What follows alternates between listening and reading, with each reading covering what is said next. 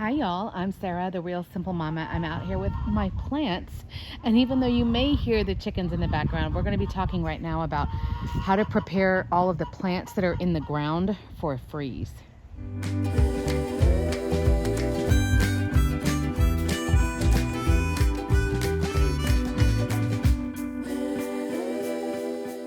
So we're talking about how to prepare your plants for a freeze. And of course, we're going to be focusing on plants that are in the ground, because if you have plants that are in pots, the best case scenario is that you have a greenhouse like this pop-up greenhouse, or that you're able to put potted plants either in your home or at least in your garage as you're preparing for a freeze. And what we have to remember is that some of the plants that you have are not really from the agricultural zone where you live. So for example, I live in zone 8, and you can go to the USDA website if you'd like to see what zone you're in. But of course, I have tropical plants like plumeria, like hibiscus, who they don't normally have to deal with freezes at all. And so we're going to talk about some things that you can do to help prepare your plants for a freeze. And of course, all of this is best to do before the freeze hits so that you can be proactive. So the first thing is, and it may seem kind of counterproductive, but there's a reason, is for you to deep water all of your plants before a freeze hits. Now, of course, if you can do it a good day before it's supposed to drop below freezing, that would be ideal. But you're going to water everything deeply. That does actually help with the water content that is inside the plants, inside the leaves. It will help them to get through this freeze and be able to come back for you next spring when everything warms up. So you want to water everything really well. I'll give a side note here. If you haven't mulched the plants that are in the ground, mulch is amazing, and I recommend that you do it twice a year. You want to do it 2 times a year, 2 inches deep, and keep it 2 inches away from the trunk or the stem of the plant. So 2, 2, 2. But if you haven't already mulched and a freeze is coming, then certainly you want to try to go grab some mulch. Local hardwood is best. As far as the shredding and as far as the color and all of that stuff, that's more just up to aesthetics, what you prefer. But local hardwood is always best.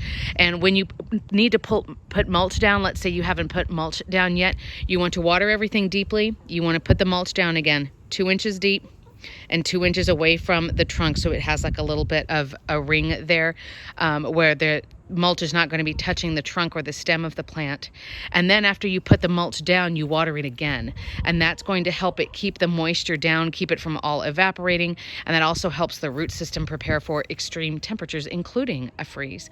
But if you've already mulched, then you want to water everything deeply. Again, if you can do it 12 to 24 hours before the freeze, that's ideal. That way you don't have like water droplets sitting there on the plant, but everything has been deep watered. And I know that seems counterintuitive, but that is the strategy that we use here in zone 8 to help us get through the freeze.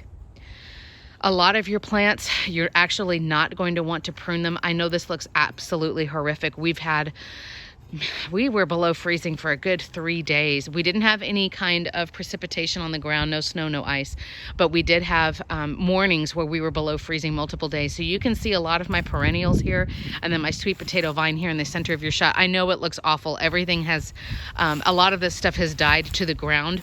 But you need to look at your individual plants on, should I prune them before the freeze or should I just leave them? In a lot of instances, you can see in pretty much all of my plants here, and I have just Texas hardy perennials. So we're talking Esperanza and Firebush and all different kinds of stuff like that.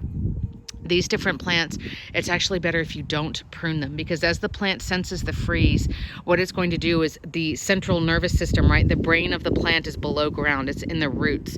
And so as the plant senses the freeze, it's basically going to say, okay, we're doing like emergency shutdown. I want all of the remaining energy in all of the plant to go down below ground. And if you prune them, you're sort of preventing that from happening.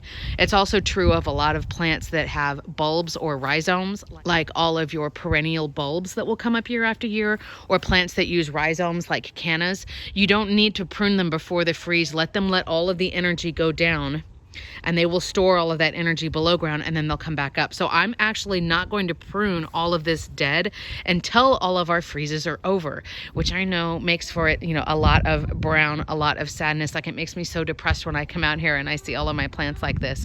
But it's actually better for them going into next year if I don't prune them.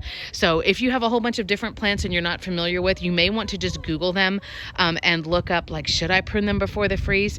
I was prepared to come out here and whack everything within a few inches of the ground, but now that I've learned and I've looked it up, it's actually better for the overall health of the plant is let them bring all of that energy down, let them conserve it down below the ground. So don't prune them until the freezes are actually over for the season. The last thing, and this is actually probably the thing that you know the most about, is covering the plant. And again, it depends on if you're dealing with a perennial or if you're dealing with a tree or different plants like that. For example, I know all of your trees, you're not going to be able to cover the entire plant, right? We're focusing on the root system. That's where the brain and the heart and the central nervous system, if you want to think about it that way, all of it is located below the ground. So you need to focus on covering up the root system. Now, again, I will hype up mulching. If you have mulched, that is going to make a huge difference in stabilizing the temperature below ground instead of letting it get so cold there with the root system.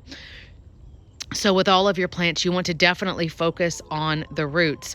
But if you've got young plants, if it's a perennial that you put in the ground this year, if it's a young citrus tree or any kind of young fruit tree or young tree that produces, like an olive tree, an almond tree, an avocado tree, you want to try to cover all of them if you can. The thing you may not realize about covering the root system and everything is you don't want plastic to touch your plant, because that doesn't allow any kind of breathing in between. It makes it brittle and it will actually hurt the plant. Think almost like freezer burn if you have plastic touching your plants. So I don't know if you can see, I do have plastic sheeting over there, like just huge pieces of plastic. You know, in a pinch, you could use shower curtains. You can see I've got my extra bed sheets, pillowcases, towels, blankets. You can use your old t-shirts, anything you can think of, but you want to focus on using fabric to cover anything that's going to touch the plant. So again, if you can, and you want to drape the entire plant, do so, but don't use plastic. Keep that in mind, but focus on covering the root systems. I have actually had to use, because we still have a ton of stones in there, little rocks and stuff. Concrete is actually really good at holding onto heat. As you can tell if you ever go out in the summer and walk barefoot on the sidewalk, right? So if you need to, using concrete pavers, concrete bricks, some of these big stones that we had here when we moved in, you can use that, but fabric is best if you can. Things like tropicals and succulents, you want to focus on covering them completely if you can, as well as, like I said, anything that has been in the ground for less than a year. At least around here in South Texas, like I said, we're in zone 8. You want to really focus on getting their root systems down deep, so that way the plant is not affected as much by a hard freeze.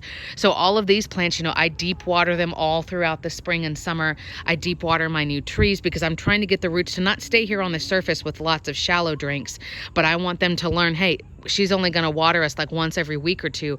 So I've got to get my roots down deep, and that is going to help save them when time comes for the freezes. So the things you want to remember, again, if there is a freeze coming and you want to save all of those plants that obviously you can't dig them up, you can't put them in the garage or put them in a greenhouse, you want to mulch if you haven't done that already, water everybody really deeply. Don't necessarily whack everything to the ground. Check really carefully as far as if you should prune now or not. And then the final thing is to cover them the best that you can, but don't use plastic. And just remember that winter is the season of waiting, where a lot of the plants and animals, they go to sleep, they go down into like battery save mode, right? Like low power, minimum effort. I'm not getting any eggs right now, for example.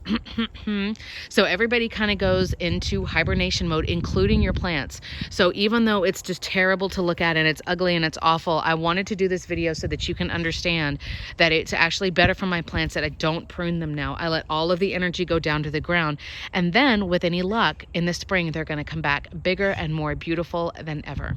So let me know in the comments how the weather is going where you are, how you are handling the freeze.